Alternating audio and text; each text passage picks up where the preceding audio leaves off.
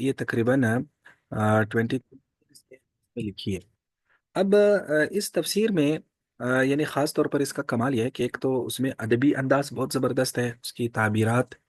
दूसरा, उसमें जो अरबी ज़ुबान के जो मुश्किल अल्फाज है कुरान पाक के, वो एक अच्छे उर्दू में आपको उसकी तशरीहात मिलेंगी। इस तफसीर में जो मुश्किल अल्फाज हैं, उसको एक बेहतरीन उर्दू में उसकी जो तर्जमा है या उसकी जो तशरीह है, वो इस तफसीर में मिलेगी। लेकिन बात वही है कि मौला इस्लाही रहमौला जो है, वो मौलाना हमीदुद्दीन फराई साहब नहीं थे ना। तो मौलाना हमीदुद्दीन फराई साहब अगर तफसीर लिखते तो बहुत कमाल की होती। तो इसलिए इसका इल्मी अंदाज उतना आला नहीं है जितना मौलाना फराही रहमौला का जो इल्मी तुरास है या जो उनकी तफसीरी चीज़ें हैं, तो उस दर्जे की तो नहीं है। लेकिन बहरहाल है बहुत ही एक बेहतरीन किस्म की तफसीर। उसके बाद अगली तफसीर है बुलगतुल हयान। ये मौलाना हुसैन अली साहब एक थे, मियाँ वाली में के वहाँ वहाँ बजरा। ये लफ्ज़ कैसे आप उसको पंजाब वाले प्रोनाउंस करते हैं इसको? वहाँ वहाँ बचरा। बजरा या वहाँ बचरा। बा? बा वहाँ है या फा है? ये जहाँ मतलब मुझे पता है उस जगह का नाम वहाँ बचरा है उसका। हाँ, वैसे बा है मेरे ख्याल में ना, वहाँ हाँ। बजरा। जी तो जी। मौलाना हुसैन अली साहब जो थे, ये मौलाना गंगोई के शागिर्द थे, हजरत गंगोई रहमुल्लाह के शागिर्द थे।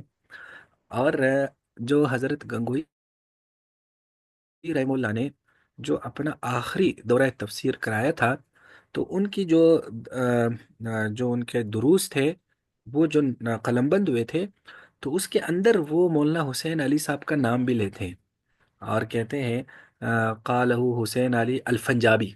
इस तरह से वो कहते हैं, हुसैन अली अल्फंजाबी। ये हमारे बुखारी के उस्ताद ने हमें बताया था, तिरमिज़ी शरीफ के। और बाद में मैंने खुद भी उनकी जो ख़ास तौर पर बुखारी का जो दर्स है लामी दरारी के नाम से, तो उसमें ये चीज़ें मुझे मिली। तो गोया कि मौलाना हुसैन अली साहब जो थे, ये उनसे पढ़े हुए थे। इनका तफसीर का बहुत आला ज़ौक़ था।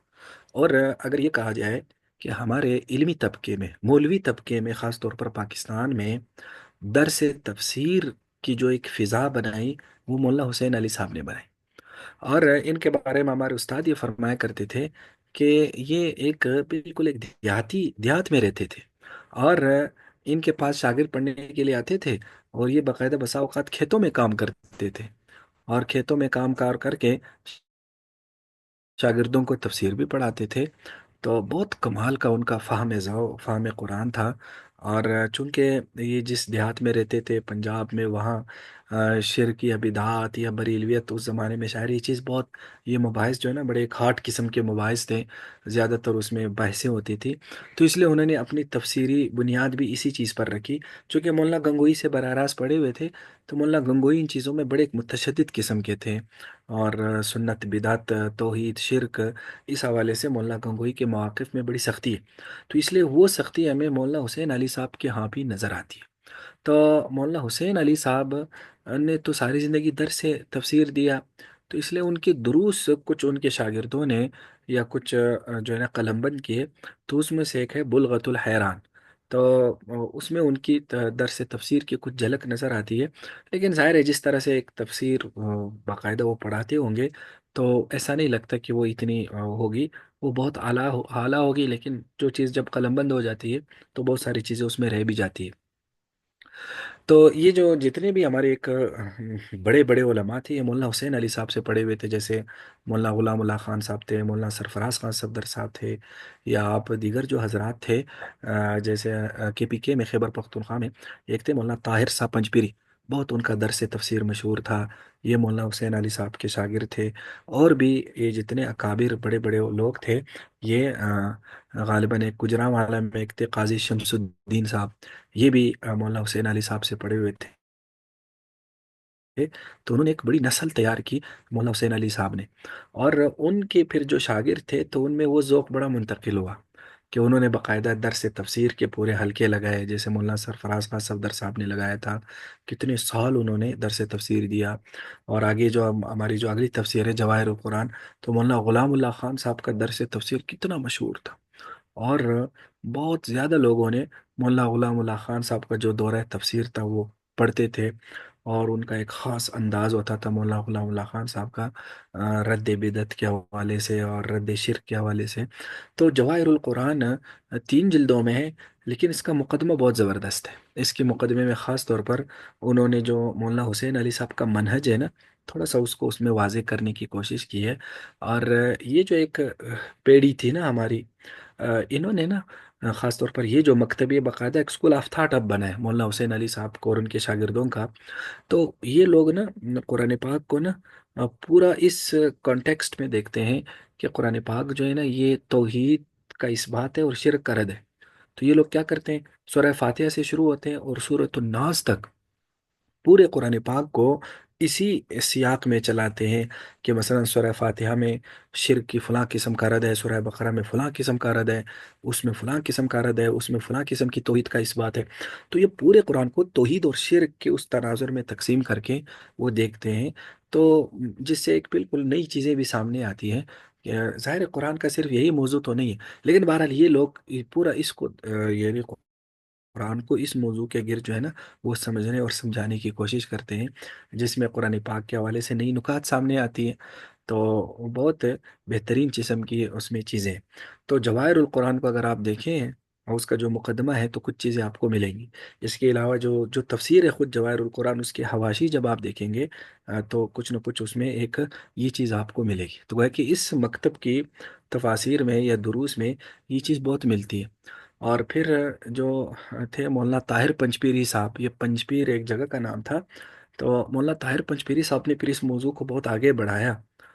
फिर ख़ास तौर पर ये जो मौलाना ताहिर पंजपीरी साहब थे, तो चूँकि अकोड़ा खटक में मौलाना अब्दुल हक साहब थे, वो आम देवबंदी हज़रात की तर्जुमानी करते थे, और ये लोग चूँकि मुतशद्दिद थे, तो इनकी नज़दीकी आम देवबंदी हज़रात भी एक किस्म के गोया के तौहीद के हवाले से कमज़ोर थे।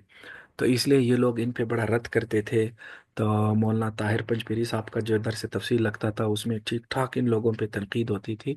इवन मौलाना अब्दुल हक साहब पे तनकीद होती थी, अकोड़ा खटक के और अहले इल्म पे तनकीद होती थी।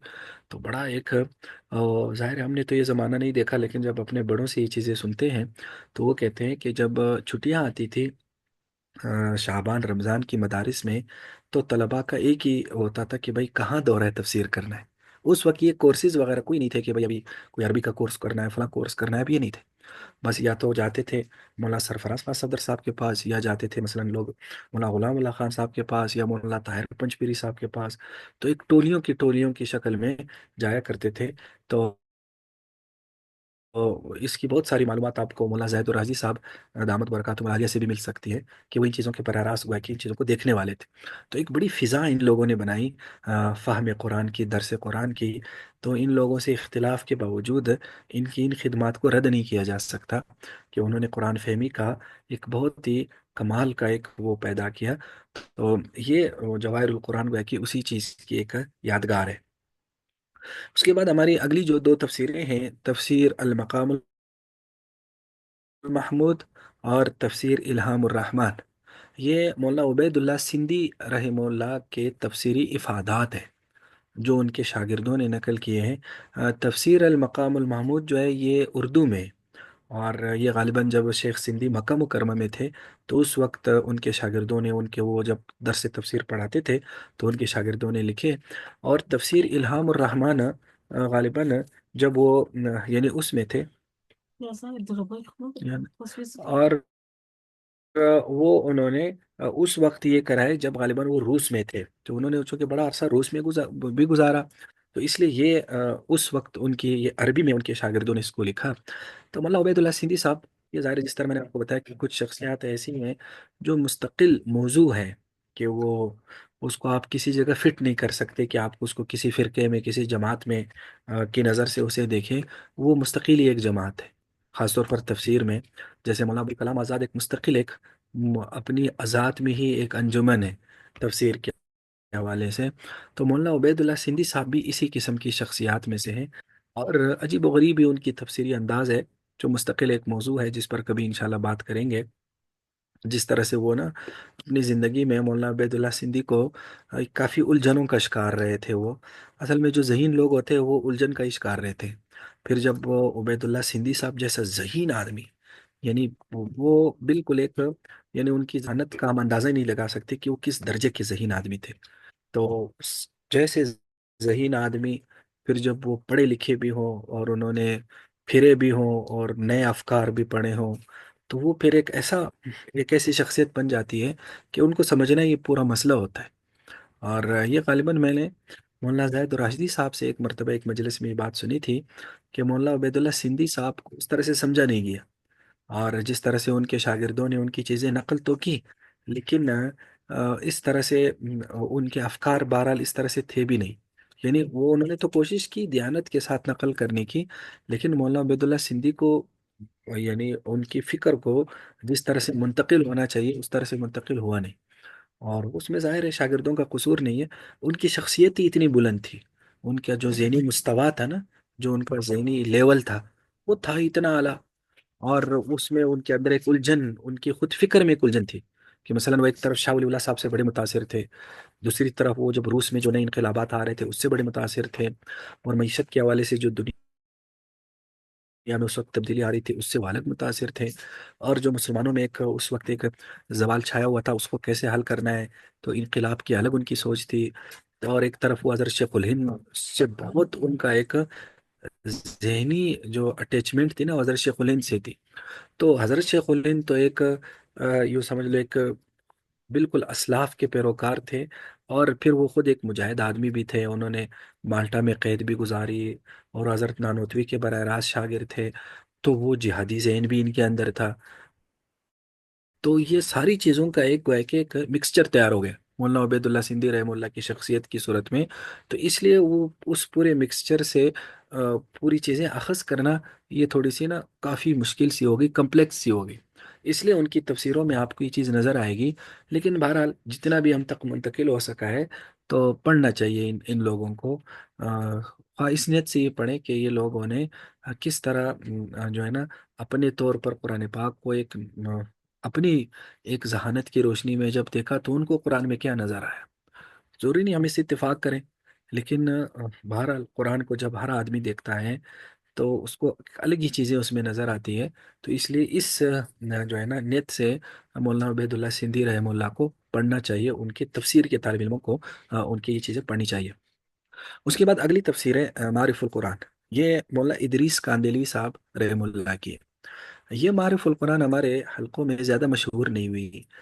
मौला इदरीस कांदेलवी साहब की ये जो मारिफुल कुरान है मुल्ला इदरीस कांदेलवी साहब की, ये बुनियादी तौर पर यूँ समझ लो कि बयानुल कुरान का बयानुल कुरान की एक्सटेंशन है। यानी यानी ये बयानुल कुरान की एक वो है कि उसी की एक तफसील है। चूँकि बयानुल कुरान बहुत मुगलक थी, बहुत मुख्तसर थी, लेकिन उनका अंदाज चूँकि बहुत ज़बरदस्त था वो मेथड। तो मुल्ला कांदिलवी साहब ने सोचा कि मैं उसी को ही एक तफसील के साथ बयान करूँ। तो इस तौर पर उन्होंने मारिफुल कुरान लिखी। लेकिन मौलाना इदरीस कांदिलवी साहब भी चूँकि खालिस एक इल्मी आदमी थे, बहुत ही टिपिकल इल्मी आदमी थे। यानी उनको ये इधर उधर की बहसों से और किसी से कोई सरोकार नहीं था। उनके बारे में मैंने शायद किसी आलिम से ये बात सुनी या किसी जगह पढ़ी होगी कि वो ना उस वक्त हुआ ना पाकिस्तान और हिंदुस्तान ये आज़ादी की तहरीक चल रही थी। पूरा एक हुआ कि एक तूफान मचा हुआ था माशरे में। तो कहते हैं गालिबन कौन से, गालिबन हज़रत मदनी के बारे में आता कि वो उनके पाए और कहा कि आप ये अखबार है, इसको भी पढ़ लो, इसमें बहुत अहम अहम खबरें हैं, अहम अहम चीज़ें हैं। तो कहते हैं उन्होंने उनके हाथ से वो अखबार ली और उनके सफ़ात जब गिने, कहते 12 सफ़ात है। तो 12 सफ़ात में अगर किसी अखबार के पढ़ने हैं तो मैं क्यों ना किसी किताब के ना पढूं। तो उन्होंने अखबार साइड पर रख कर फिर जो है ना वो अखबार पढ़नी शुरू कर ली, और वो किताब पढ़नी शुरू कर दी। और ये जो है ना ये इतने यानी दुनिया से व माफिया से बेखबर आदमी थे। ये खैरुल मदारिस के एक उस्ताद थे मौलाना मंजूर साहब, अब फोत हो गए, अल्लाह उनकी मगफिरत फरमाए।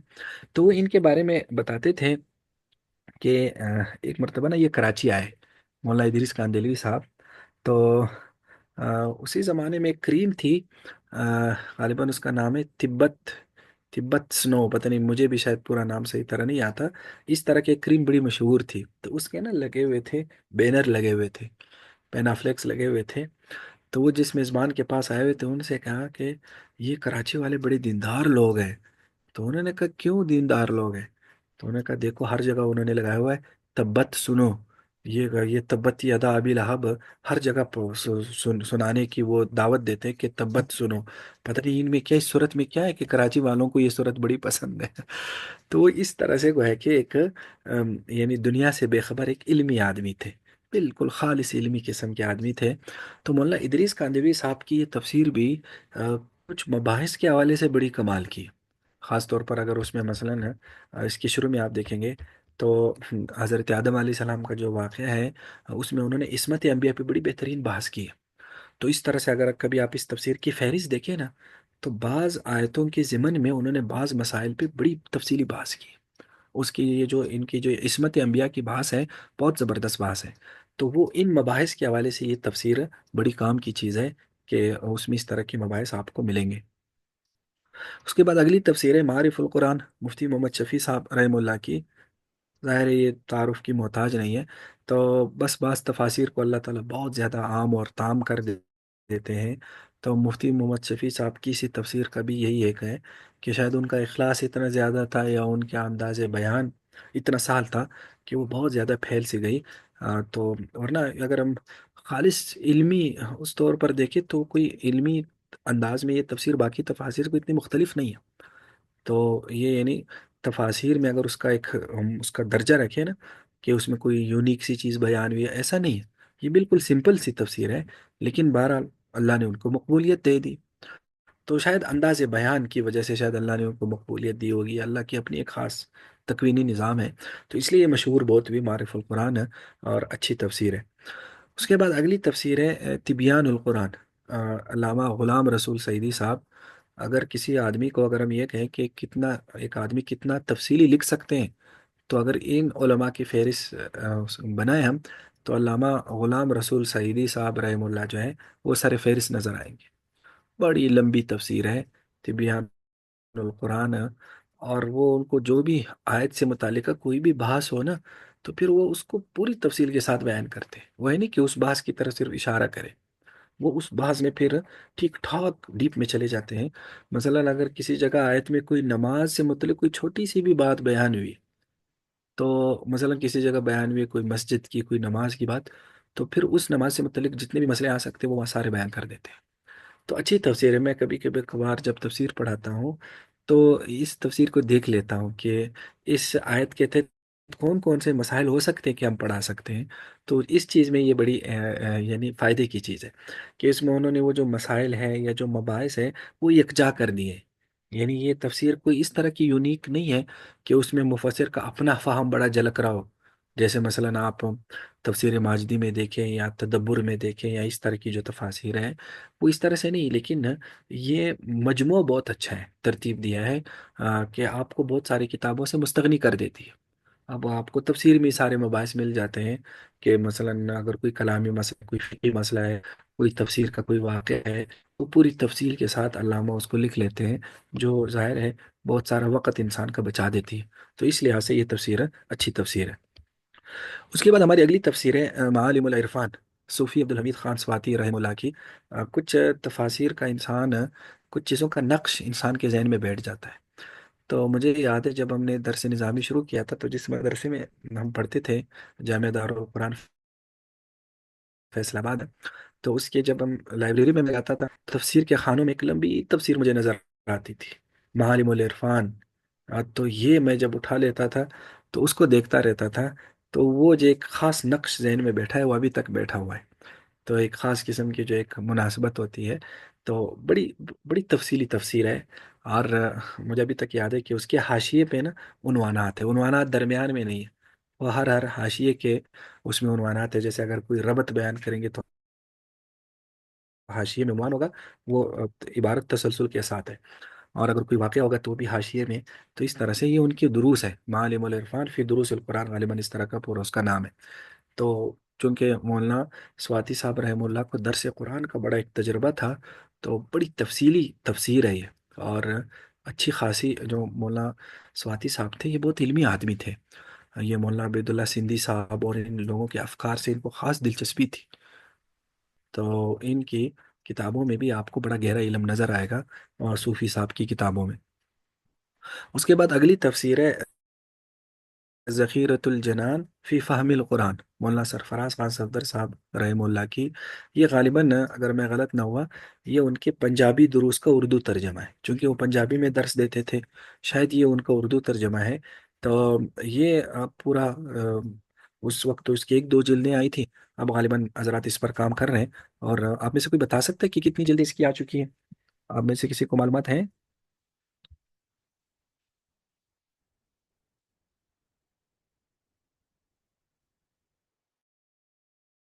नहीं। नहीं है किसी को? तो चलो इसको मालूम कर लें। आप अशेरिया एकेडमी के तहत पढ़ रहे हैं, कम से कम अ, उस एकेडमी के जो एक जद्द अमजद बनते हैं मौलाना सरफराज खान सफदर साहब, तो उनकी तफसीर का तो कम से कम पता होना चाहिए कि कितनी जिल्दें आ चुकी है। तो आप में से कोई ना अगले दर्स में मुझे इसकी थोड़ी सी तफसील बताएगा कि अब ये कितनी जिल्दें आ चुकी है, और ये दरअसल उनके वाकई पंजाबी दुरुस्त का तर्जमा है या उर्दू दुरुस्त का, और उसको कौन लिख रहा है, कैसे लिख रहा है, कहाँ कहाँ तक कहाँ काम पहुंचा है। तो ये गोया कि आपके का छोटा सा असाइनमेंट है, ये आपने मुझे बताना है, ठीक है? चलो। ताकि सब क्लास वाले फिर सुन लें और सबके इल्म में ये चीज़ आ जाए। उसके बाद ये जो ना इन लोगों ने ना बड़ी कुर्बानियाँ दी है। ये गालिबा हमारे साथी से हमने ये बात सुनी है कि मौलाना सरफराज खान सदर साहब रहमतुल्लाह फरमाते हैं कि जब मैं आया, तो जब मैंने मस्जिद में दरस कुरान शुरू किया, तो कहते शुरू शुरू में एक भी बंदा नहीं था, कोई दर्स में कोई भी नहीं आता था। कहते मैं क्या करता था, तो उन्होंने उनसे वो बात सुनी थी, तो असातिज़ा की वाक़ई तवज्जुह से मैं नकल कर रहा हूँ। तो फरमाते थे कि ये फरमाते कि मैं ना ठीक ठाक तैयारी करके आता था, बंदा कोई नहीं होता था, लेकिन मैं तैयारी ऐसे करके आता था जैसे कोई ठीक ठाक दर्स दे रहा हूँ। तो बाकायदा तफासिर पढ़ के और दर्स बना के इधर आकर स्पीकर लगा के मैं बस शुरू हो जाता था। सामने कोई भी बंदा नहीं होता था, लेकिन मैं जो है ना वो गा के पढ़ाता था। तो अब कहते हैं इसमें ये हुआ था कि शुरू शुरू में फिर वह एक दो बंदे आए, फिर वो बढ़ते गए। फिर तो उनका जो दर्स जिस तरह से चला, वो गालिबन 40 से 50 साल तक तो उन्होंने दर्स दिया। उसमें उन्होंने कई बार सियासत का दर्स दिया, पूरा अवामी दर्स। और इसी तरह कुरान का दर्स उन्होंने कई बार दिया। तो उनका दर्स वो अपने ज़माने का बड़ा मशहूर दर्स था, और बहुत ही ज़्यादा पॉपुलर था।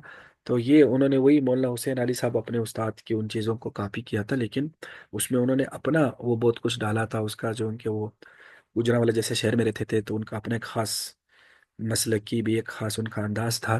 तो इसलिए उनके दर्स में फिर वो बहुत ज़्यादा पॉपुलर जो है ना उनका दर्स बन गया। अगली तफसीर है ज़िया उल कुरान, पीर करम शाह अल हज़ारी साहब की।